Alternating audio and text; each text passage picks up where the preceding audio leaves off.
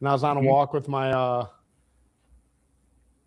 I was on a walk with my wife and daughter, and I was like, man, I was like, does it look like my hair's sitting up here? And my daughter was like, no, but the bald spot on the back of your head. I was like, what? I took a picture. I was like, oh God, no. Uh, I don't know, man. What do you do? I actually had the same conversation with one of our mutual friends, and he's on testosterone and he's losing his hair really fast right now. And he's like, well, he's like, either it's my hair or, you know, my health and my well-being. He's like, I can't go off it. Yep. And he's like, I'll just go bald. I don't give a shit. He's like, I'm almost 50. So yeah, I feel the same. I feel the same way, dude. Like, because like, you know, going off of TRT and going into like a post cycle therapy, like, man, it is rough. I did it before because back in my 30s, I ran like high doses, like bodybuilder doses.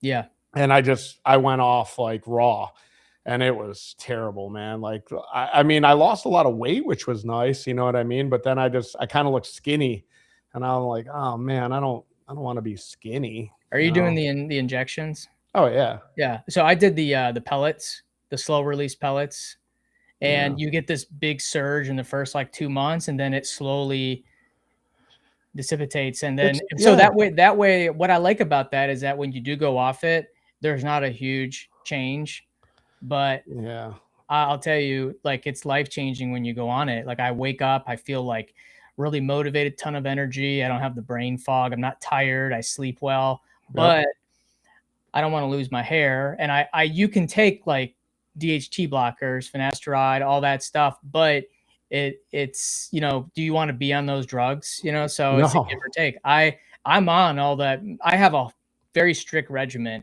and I am maintaining and growing back after that whole debacle.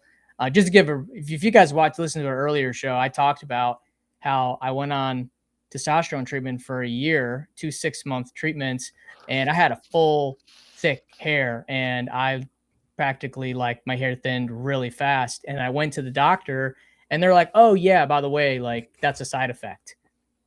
Well, thank you for telling. I wouldn't have gone on in the first place because I'd like to keep my hair a little longer. I mean, it might be the protocol too. Like, pellets and creams are the worst possible protocol you can get for TRT. Like, the dysregulation of your bloods. It's just, I mean, the best protocol for TRT, believe it or not, is microdosing daily. I can't do shots like that. It's just too much. Like, I'll forget.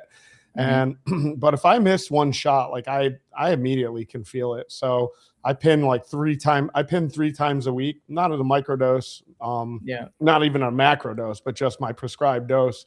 I pin basically every other day, which is standard if you're going to do this, but I actually like it. I like the shot. You know, I always feel like, even though it's like completely placebo effect, but I always feel like like Popeye spinach as soon as I get my shot. You know, I'm like, yeah, I'm in a good place right now. I recovered a lot of the thinning, and I've been able to maintain, but like, I'm on Nutrafol. I do red light therapy, microneedling, dermaneedling. Like, I have this regimen I do, and it's fine. If you guys want to know my regimen, DM me.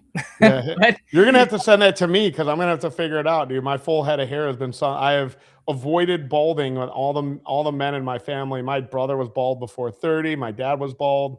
I mean, I have. Yeah, you've always had thick head of hair. My dad and my mom are in their mid 70s, and they have thick hair. And I'm like, so I knew this was, and I was fine up until then. I knew the hair thinning was definitely resolved. Red light, just like on your head, or are you doing red light therapy, like where you're laying in? No, just on the head. You can buy the caps. You can buy them on Amazon.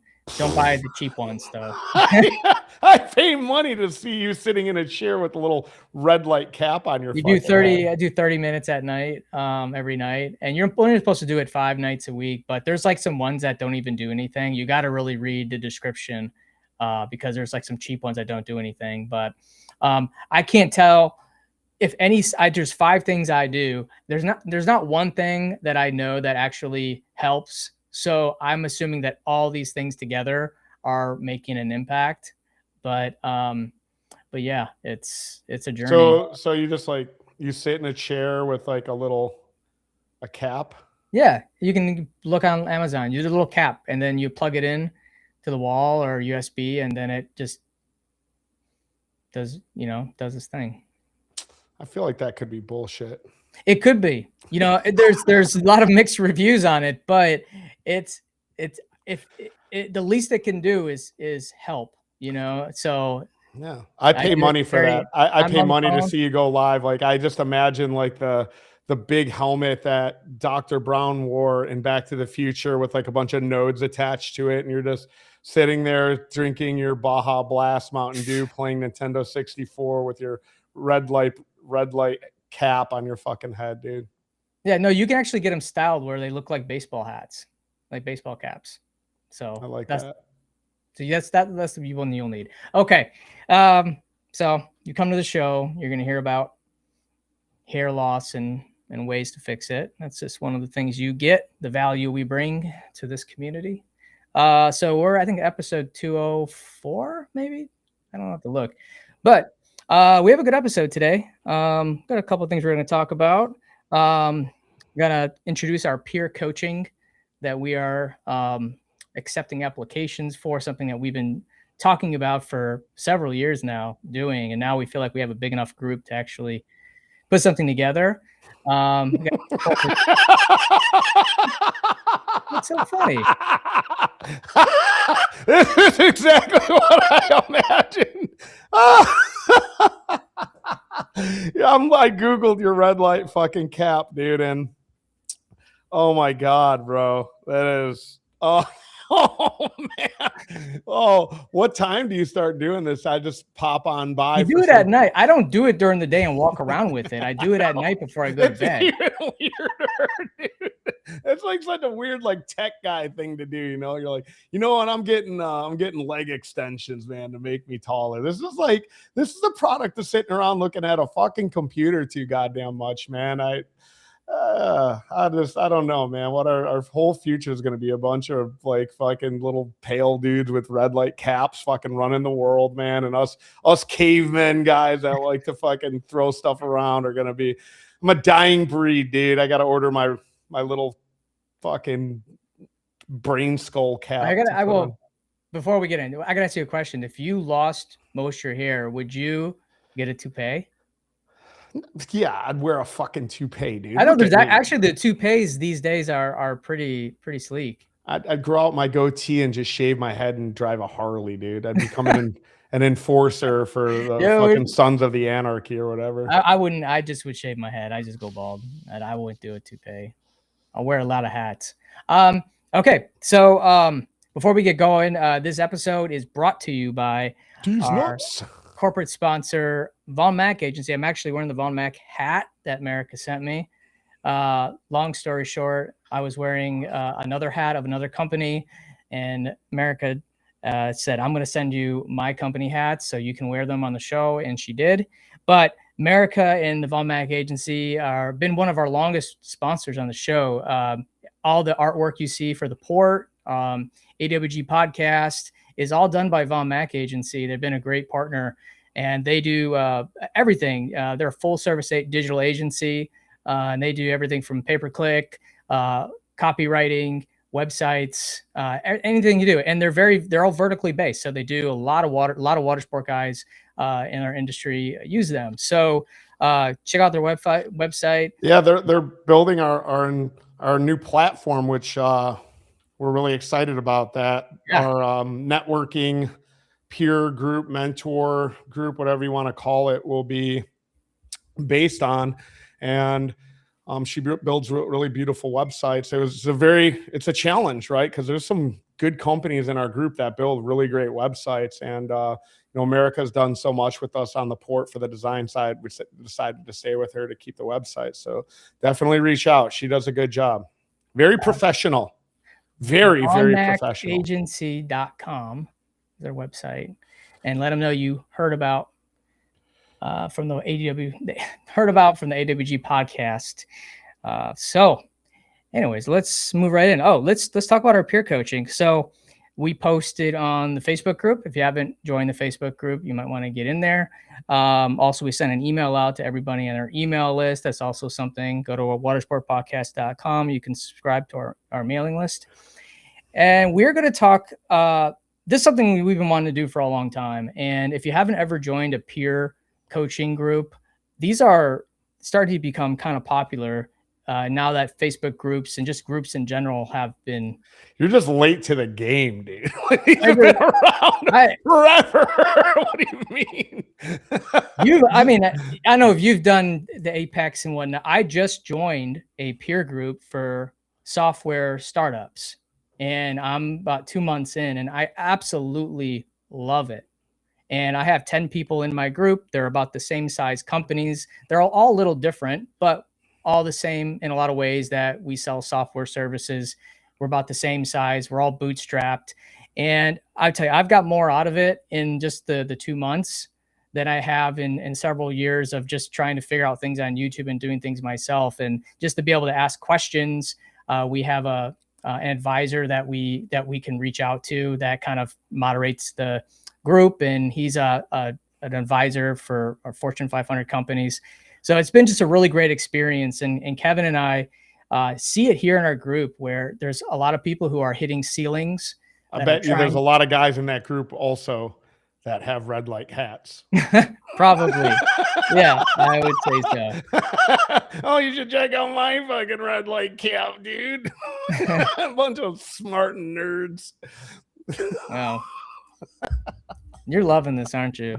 I'm going to wear the red light cap the next show. And I'm going to turn the lights down so you can see the radiating of the red light. It's the fact that you try and like get me every year at the port and like you're going to make fun of me, which I find it like fucking hysterical given the encyclopedia of shit that I have to pick on you about that I just let ride, man. I let you have your day in the sun at that event.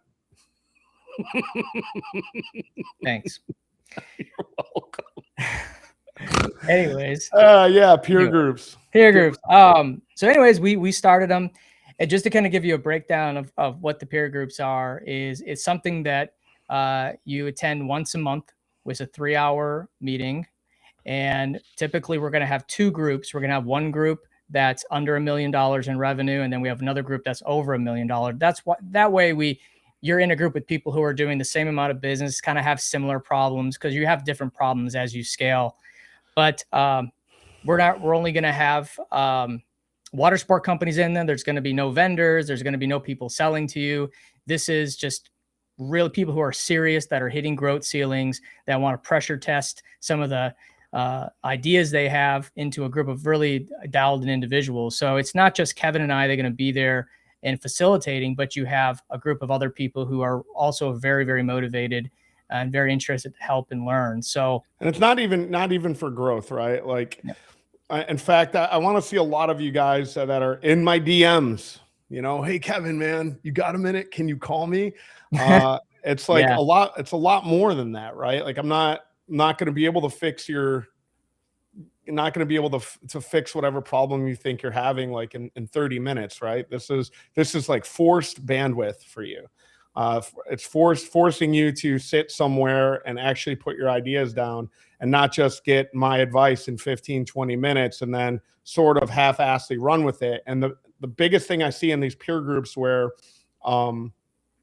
you're either going to have success or you're going to fail from it is your ability to execute on the things that are inside of your brain that are keeping you up at night, and taking advice or taking some ideas and again, like molding it into your workflows or your SOPs and actually doing the work, because there's nothing in a peer group that we're going to be able to magically do for you to change your business, to change your mindset. It's a big one. It's a big one. And I kind of laugh about it at times, because some of these very generalized peer groups, it really is just mindset. But I will say that it's one of the most important aspects. I can't tell you how many operators, there's an old like adage in the B2B space that's like, you know, the $5,000 billable guy a year is like, you know, emailing you 100 times and has to talk with his wife and has to do this and has to do that. And the $50,000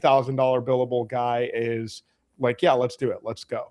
And I will say that is a mindset issue, but one of the biggest detractors from your growth is that you're still sort of in this, not to sound rude, but like playing small ball. And I'm not saying like, oh my God, just spend the money, like whatever, but it really is just decision making, right? And just decision making at scale, and sort of having a group of people to bat that back and forth and to pro and con it. And sort of, it helps push you rather than something being sitting in the back of your mind. Should I, shouldn't I, what should I do? If you have like a little bit of, reassurance or guidance from experienced operators, even myself, even if it was myself and Greg in the group that is scaled water sports, then having at least two people to reassure you that, yeah, this idea that you have probably makes sense. And the longer you wait on it, the more you prolong your growth or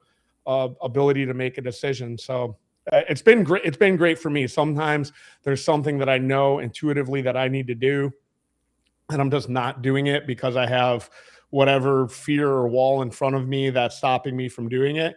And then I see somebody else doing it to great success, and I'm just like, yep. And that's not just water sports, right? That's everything. Yeah, and there's peer groups for every. But the reason why there is no peer group specifically for the vertical we're in, specifically boat rentals, boat tours. And, you can ask questions on our Facebook group.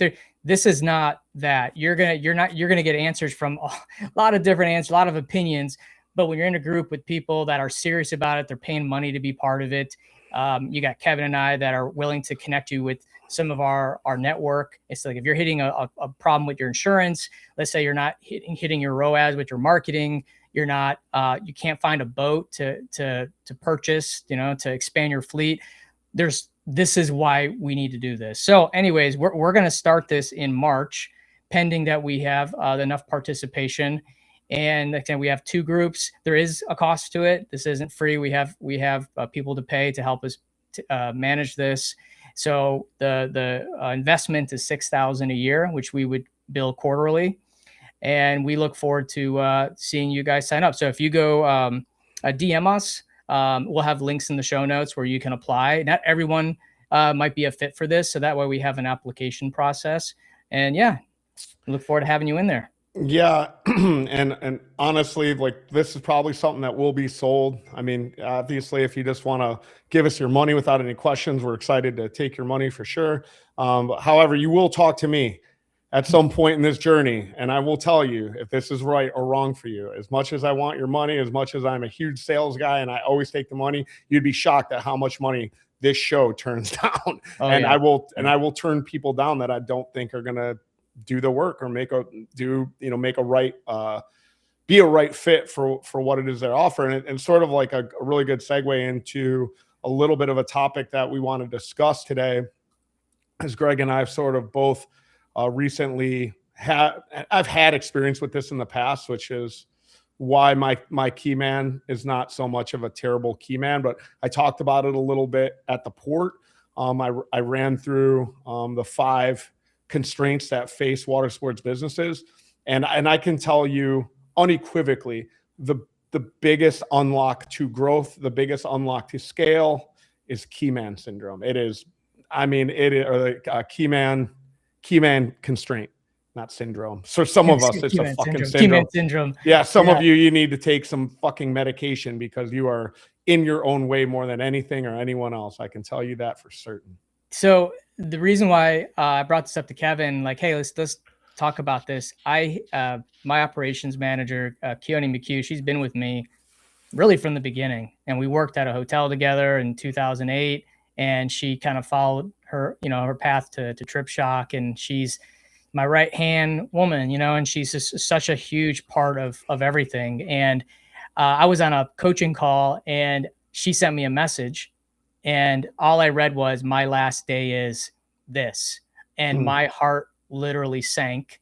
And I'm sure everyone listening probably had this feeling with an employee at some time. My heart sank. I totally lost consciousness. I'm in the middle of presenting, and it's like, oh, I just couldn't do it. Like I had to step away, regather myself. I didn't read the message yet because I didn't even want to. And so I finished the coaching call. It was terrible. And even had to apologize and said there was a family emergency. I read the message, and what it really was, she forgot to preface that her last day before she goes on her cruise was this day.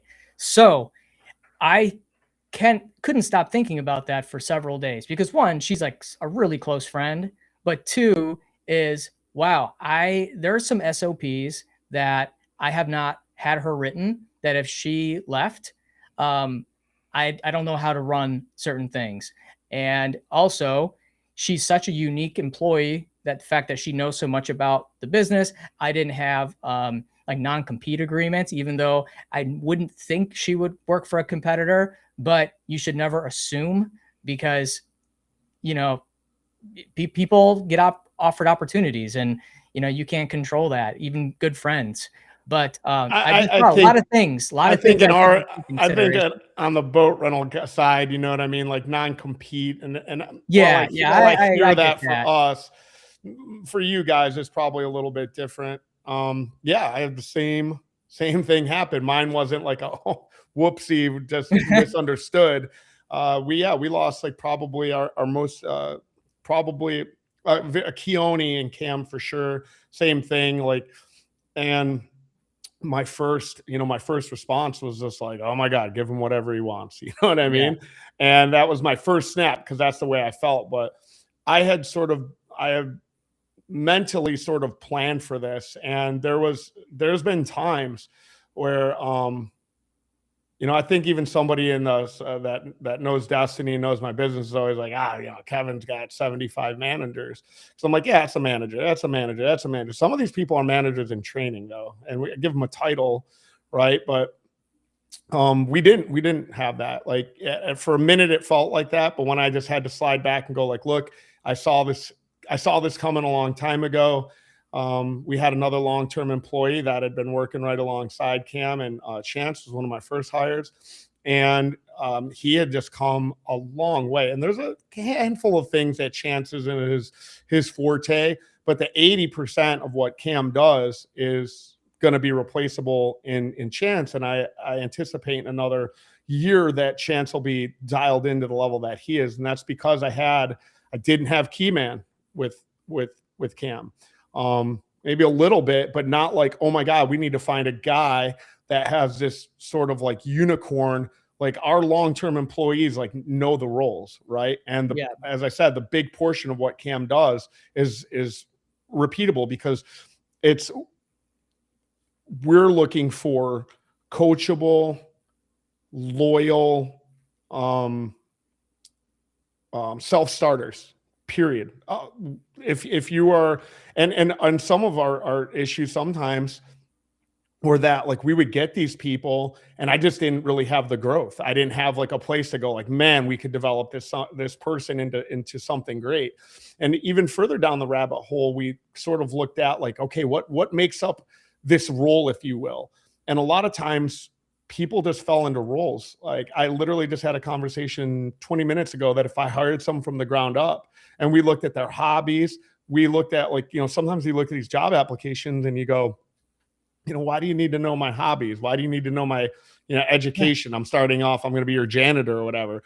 But you see some of these things that are really with a little bit of fostering and a little bit of nurturing. You know, you might have somebody that you bring on that loves social media. This exact metaphor that I use. And they're on TikTok, they're on Facebook, they're posting 20 times a day. They know how the ecosystem works. Well, you sort of have all the right conditions to have a really good marketer on your team that with a couple courses or, you know, consults or conversations with your marketing agency that they can sort of fill the gap between you and your marketing agency. But if you're like hiring for, oh, I want a marketer or whatever, somebody with a marketing degree to come help out part-time marketing with our company, then that person fills like a very unique role and takes on a leadership position that really becomes invaluable, whether it be marketing, whether it be sales, whether it be operations, whether it be HR. You know, you can hire somebody straight out of college that has the bare, especially in our industry, because we're all small businesses, right? We're not hiring up $70,000, $80,000, $100,000, and we're going to be cycling, especially if you're not going, it's not like you're going from, 5 million to 10 million to 40 million in water sports. We don't have that scalability. But what we can do is hire people that have the raw talent and have the love for the position that you hope to put them into. And so if somebody moves out, you can promote that next person into that position because they know the difference between a 10 millimeter socket wrench and a pair of channel locks if you're looking for a mechanic, or they know the difference between Facebook engagement and TikTok engagement if you're looking for a social media person, or they know the difference of whatever conversating with customers on the sales side, whatever that position is. You can find people that have the inclining for it and grow them professionally in that position, and then just make sure that you constantly have backups because shit's going to happen. And this industry is notorious for not cross-training their employees. Now, you don't need to cross-train them in social media and all these, pretty sophisticated, platforms, but they should know a little bit about everything, especially if you're not going to be able to be there. And I see this a lot where they hire people and they don't know even how to use the booking software. They don't even know, how to, do basic maintenance on equipment. When you're small, when you hire that first or second employee, it is essential to cross-train them on as much stuff as possible and hire them knowing that that's what their job is going to be. So you don't have those people like, oh, that's not my job to do. Well, when you're in a small business, it needs to be in the job description that you're going to do a lot of everything. And I'll tell you, they will appreciate that when they get older and move on to other careers. They will appreciate that more than anything, that you invested time into teaching them all these things. So Amber Dudley, who is our implementation specialist at WaveRes, she was a restaurant server. We hired her to manage our water sport business, our jet ski business in Alabama. I told her that you're going to do everything. You're going to do the bookings. You're going to do a little bit of maintenance. You're going to be launching people. And she was the perfect fit. There are people out there that are willing and wanting to learn everything. She learned basic jet ski maintenance. She learned how to build floating docks and repair them. Booking software. She actually helped develop the software. Like, I know this is not easy to find. They're not always out there. But if you are putting in your job description that, oh, you're just going to be checking in people, and that's your first or second employee, they need to be prepared to do a lot of little things. And that's just how that first, startup year is going to be. Don't make the mistake of just telling that person you're going to do one or two things, because that's not going to be the case. Most often, unfortunately, in this business, the key man constraint is you, like 100% you. You can't get out of your own way. Don't know how to hire. You don't know what loyalty looks like. You don't know what leadership looks like.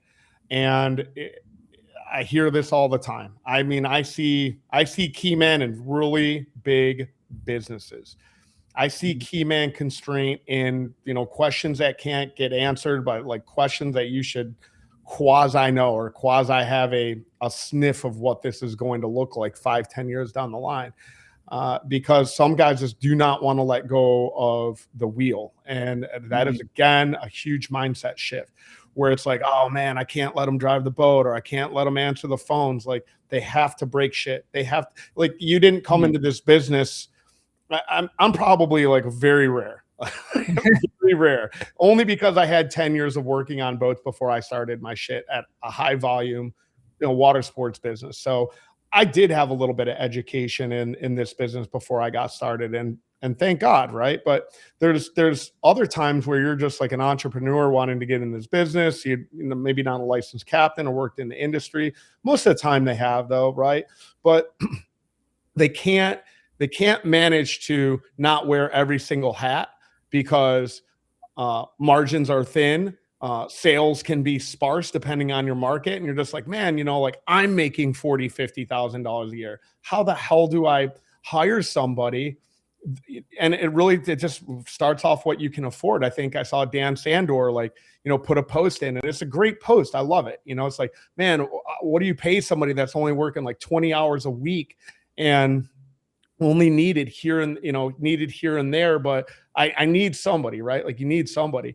And that's where you have to find somebody young, green, but coachable, and loyal. Those are the two biggest things. They don't even need to be self-starters. They can be little scared babies. They can be like, you need to hold their hand through everything, but they will get that confidence if you guide them up into the point to where you're going to allow them to go out and make mistakes and learn the same way you did. Because that's, to my initial point, like, none of us starting this business were like super like involved in Fair Harbor, or not Fair Harbor, Wave Res Tech, Peak Pro, whoever you want to use. My business, we started off with Fair Harbor. Like, I didn't know Fair Harbor inside and out. I had to do a bunch of stupid things, do things wrong, constantly reach out to support, get help. I remember I'd be on one phone and the other phone trying to take a booking, but I'm driving and I'm pulling over, and then I'm literally just taking the booking on a piece of paper and then entering the booking in later, at least getting them closed. And so there's just some of these things, again, like, I wasn't the world's best salesman when I first started picking up the phone. I was scared. But I got really good. And then I figured out what the process looked like. And then I could hand them some SOP, at least on the phone side and the Fair Harbor side, where here's like, hey, look, 80% of the time, this is what you're going to incur. And then the other 20% of the time, give me a call or whatever. But if they're not loyal, if they're not 5 minutes early, if they're not running down the docks, if they don't have the same immediacy to the job, then you already know right away. Like, if that person's willing to sit with you till midnight, wrenching on sitting alongside you, wrenching on a jet ski, getting water out of the spark plugs out of the engine in your jet ski, and they're just like, man, they have the same want and goal that you do, and they're not like, hey man, I gotta go, I got stuff I gotta do. Like, these are big green lights for you to go, all right, I can hand this off to this person and then figure out like what the next piece of this looks like, or work on getting the next piece of this so I can pay for them, pay me, and continue to build, continue to scale. But that loyalty and that immediacy to getting the job done is like something I just wrapped. That's the most of it. Like, when I see people showing up early, answering right away, they're kind, they care. Just had an amazing email from one of our Wave Res clients, just basically saying that your company cares, your team cares, and I can see it. They care about my business. And that's gold right there. When, like, it's not 5 o'clock and they're running out the door, they stay a few extra minutes. It's loyalty. And those are qualities that are first and foremost. Everything else can be trained, but if they are not reliable, they cannot be trusted. That's a hard. And I also say there's a lot of, the boomers are all transitioning out of retirement right now, and they're looking for part-time jobs for 20 hours a week, and they will be very loyal. They'll show up, so don't discount people that are older that could go. I know. Don't listen to Greg. Don't listen to Greg.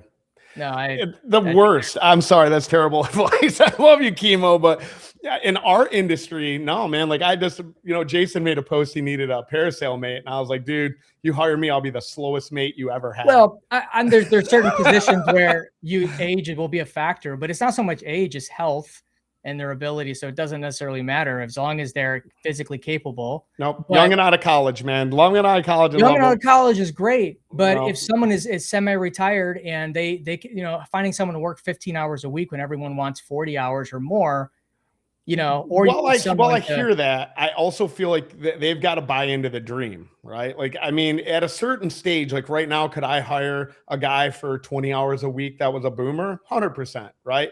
But that's at a certain threshold. I'm talking to these guys that are doing under $1 million, and I want to get into one very specific because I know you're out there. I hear you in the group. And we're going to dispel something right now. But at a certain level, yes, but when you're still in growth phase, like, you're looking for people that like want to help build this with you, not be a part-time. This is not something, because they have to buy into your shit, so to speak. Like, if you're going to be a great leader, then you've got to inspire them, you've got to motivate them, you got to let them know that, hey man, like, I promise there's something at the end of the rainbow here for you when you're putting in 15 hours a day. And that's the majority of who we hire. And that's the majority of what we're looking for. I have seen so many part-time captains come and work charter boats. They never work out, man. They never fucking work out because they are, this is like a Walmart greeter. This is like a little fun thing. They're not going like, hey man, we're here to take over the world with you. Because at 45 years old, man, I mean, I don't know if everything went sideways and I had to go get a job, you know, I mean, I might buy into someone else's vision, but man, if I was just doing it for shits and gigs, yeah, man, I'm probably not putting into it the level that we really need on the ground, which is somebody buying into your vision. And so you and I differ on that. I would never hire an older part-time for this position, for any position in Destiny Water Adventures. I wouldn't even want them on the phone. I mean, I've had a few come through the door, dude. They never work out, man. They never work out. I mean, not just at Destiny, but I mean, across the board. And the ones that do, like, man, they're not the best employees, dude. You know what I mean? They have all their shit going on. They're older. You know what I mean? Like, whether it be kids, grandkids, like whatever. Yeah. Like, man, 10 o'clock. I mean, I can hear you, but I still would. Yeah, but, well, you have an office, dude. You know what I mean? Let's see them on a parasail boat or on a snorkel boat and fucking see how you think about that when they're like, oh, god damn, my back. You know? Yeah. Like, fuck that. Run down. Well, we got about 6 more minutes. No. I want to speak very specifically. Okay. Go ahead. Here is your freebie. Okay. You come into the group, you pull me aside at the conference, you DM me, and you tell me you run a bareboat fucking charter business. I am telling you right now, because that is such a challenge. You have a list of people that don't work for you. They're 1099 that per the rules of the Coast Guard. And then you're trying to serve up to 12 people on a pontoon boat. And your dream is to get 4 pontoon boats. You need to hear me loud and clear. Like, if you want to scale in this business, a bareboat charter. Now, there's a handful of them. We got 1 and 2 in Destin here that just do bareboat charters, and they've got a fleet of 10 boats. But the mechanics, the economics of it, 100% do not make sense. Because if you can serve 60, 70 people, you need to figure out how to reach out to John Hemken at A&M Boats, or somebody that's got a used boat that's got a 19, 20 passenger vessel, or a 30 passenger, or a 40, or a 50. Like, if you're running a bareboat charter right now and you're like, Kevin, yeah, I hear you. Go get a kid out of college, XYZ. But I'm running my pontoon charter and I'm doing under 100K a year. That is not something that is scalable. You're never going to have maybe you have a fucking fleet of 9 or 10, but it makes no sense on the economics because the costs are just too high. The per person rate that you are paying to have the $200 or $300 you're paying that captain, and then have multiple boats with multiple engines, multiple failure points, all uninspected vessels.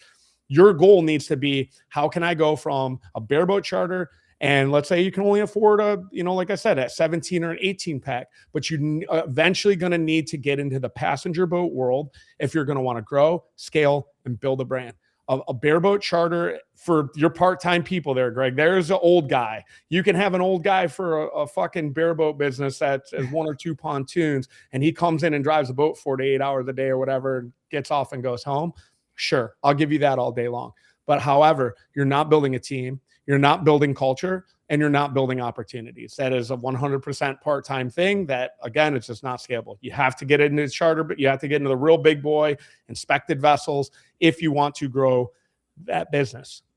I just want to put that addendum on there because I get a lot of questions about that. How do I grow my pontoon boat charter? Yeah, you don't. And it's fine to have, a bareboat charter business and have 5 to 10 boats, and if they're running and you're making money. But you're right, Kevin. You can't scale a fleet of bareboats with captains with not having like actual employees.